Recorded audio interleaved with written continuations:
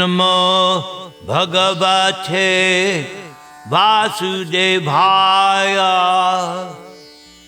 Maha-Bharata, second part, chapter 31, Bheeshma's instructions. Scene 4, Bheeshma's instructions about Krishna. The next day, Daumya led the Pandavas and Krishna back to where Bheeshma Dev lay. As he rode out from his camp on a chariot as bright as fire, Yudhishthira resembled Kubera, surrounded by the Guhyakas. Meanwhile, Krishna and Arjuna, seated on the same chariot, appeared like a couple of resplendent gods. All three were worshipped by Brahmanas as they headed out, followed by Dhritarashtra and Gandhari, and thousands of other citizens, all of whom desired to see the great Bheeshma Dev one last time before he departed. When the Pandavas arrived, they dismounted from their chariots and bowed at Bheeshma Deva's feet. Krishna bowed along with them. The hundreds of rishis surrounding Bheeshma stood aside, allowing Yudhishthira and his companions to approach. The Pandavas saw that almost every famous sage from all parts of the universe had now arrived.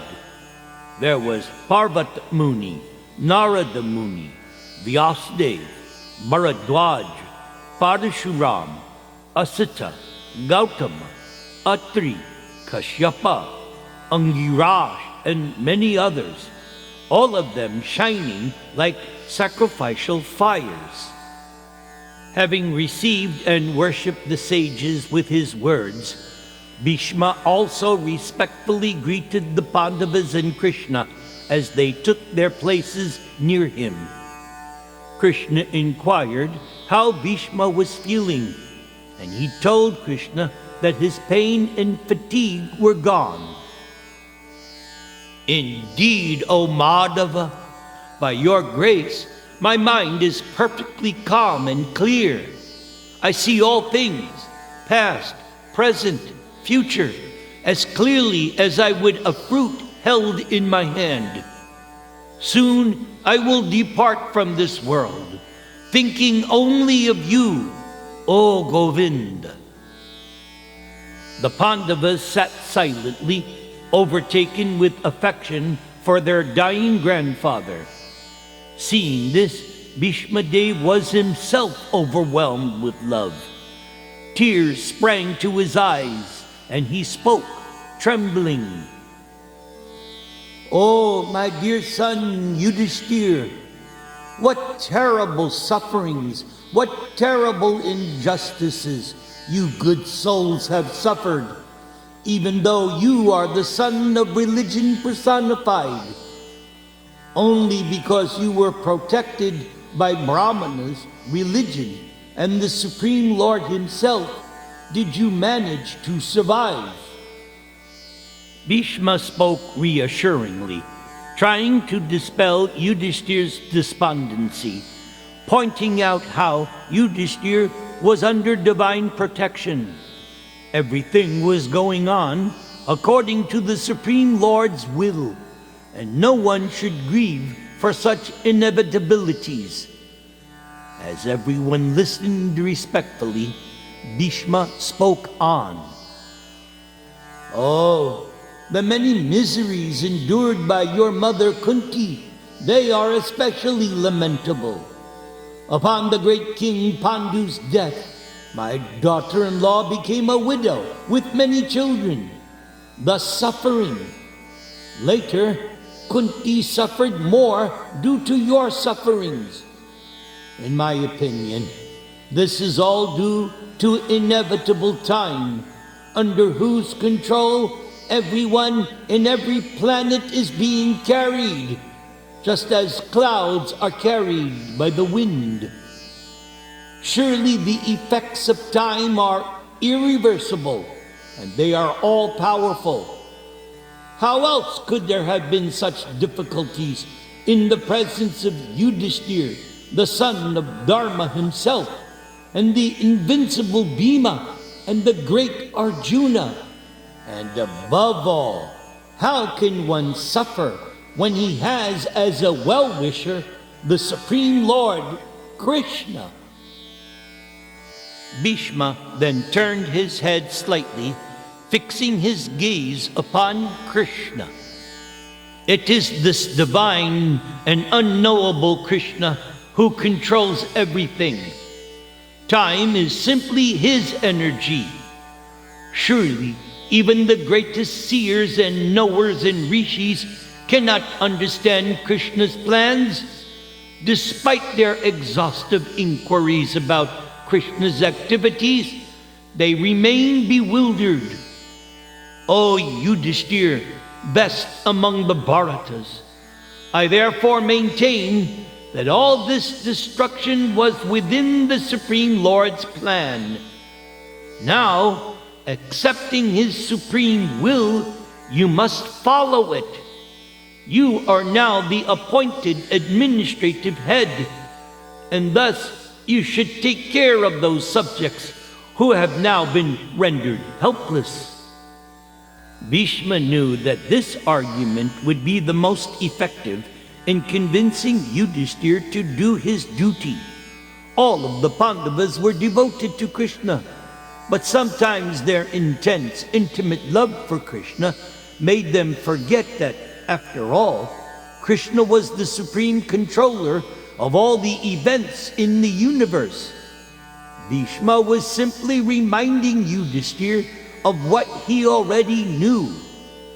If Yudhishthira became fully convinced that the war and its outcome had been Krishna's own plan, Yudhishthira would not hesitate to perform his kingly duties.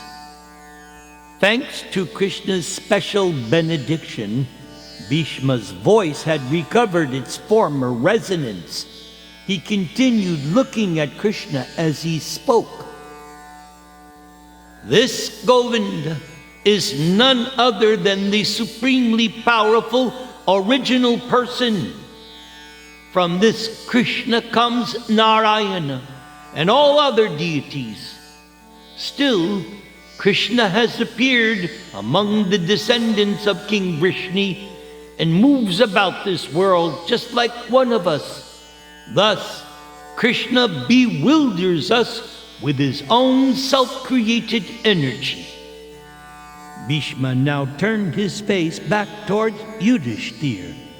O king, only great personalities such as Lord Shiva, the godly Rishi Narada, and Lord Kapila, the divine sage incarnation, only they know about Krishna's confidential glories by their own direct relationship with Krishna. My dear child, that personality whom, out of ignorance, you thought to be your maternal cousin or your very dear friend, well-wisher, your counselor, messenger, and benefactor, is in fact the Supreme Lord of the entire material and spiritual creation, my dear Yudhishthira. Bheeshma continued describing Krishna's unique position, whom Bheeshma explained was present within everyone's heart as Paramatma, Super Soul. Equally kind to everyone, Krishna was free from the false concept of differentiation. Krishna did not see other creatures in terms of their body which they inhabited. Thus, whatever Krishna did was free from any kind of material consideration. Bheeshma stopped for a moment. He was overcome by spiritual ecstasy. Tears flowed freely down his face, and Yudhishthira wiped them away gently with a soft cloth. Now recovering his composure, Bheeshma concluded. And yet, despite being equally disposed towards everyone, that very same Krishna has now graciously come before me while I am ending my life. For indeed I am his unflinching servitor, that supreme person who appears in the mind by one's attentive devotion and meditation. That supreme person releases the devotee from the bondage of karma when he or she leaves the material body. Oh, may my Lord, who is four-handed and who has a most beautifully decorated lotus face, with eyes as red as the rising sun, may he kindly await me at that final moment of my life.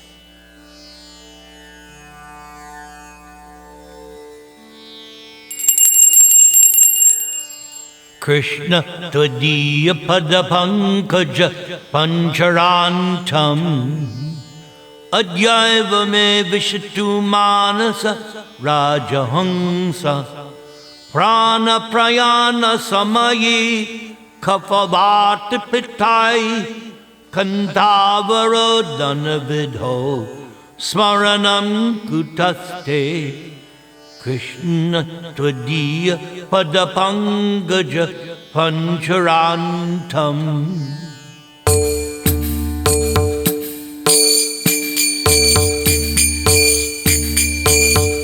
Vande Krishna Nanda Kumara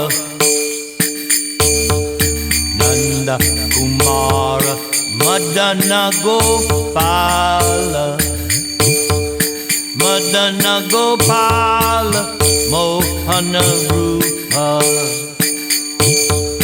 Mohana Rupa Nanda Kumara Jaya Jaya Deva Hari Jaya Prabhu Dina Dayala Hari Govinda Hari Gopala Hari Gopala Hari Govinda Hari Jaya Jaya Deva Hari Jaya Rama Hari Jaya Krishna Hari Jaya Krishna Hari Jaya Rama Hari Jaya Sachinandana Gaura Hari Hare Krishna Krishna Krishna Hare Hare Hare Rama Hare Rama Rama Rama Hare Hare.